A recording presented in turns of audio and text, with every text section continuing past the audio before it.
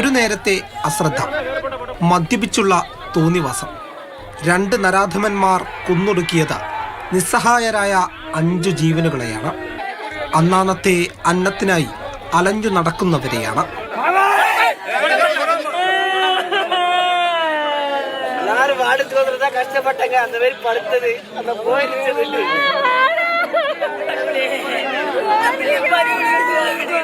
ചിന്ന ഭിന്നമായ മൃതദേഹാവശിഷ്ടങ്ങൾ റോഡിൽ നിന്ന് പൊതിഞ്ഞു കെട്ടി നാട്ടിലെത്തിച്ചു.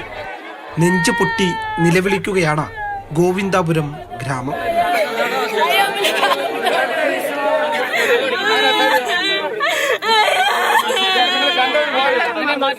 ജില്ലാ ഭരണകൂടം സംഭവം നടന്നത് മുതൽ ആംബുലൻസിൽ മൃതദേഹം സ്വദേശത്തേക്ക് അയക്കുന്നതുവരെയുള്ള കാര്യങ്ങൾക്ക് നേതൃത്വം നൽകി.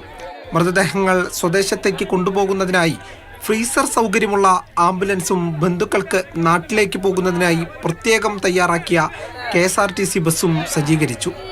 ആംബുലൻസിനോടൊപ്പം റവന്യൂ സംഘവും പോലീസ് സംഘവും അനുഗമിച്ചു.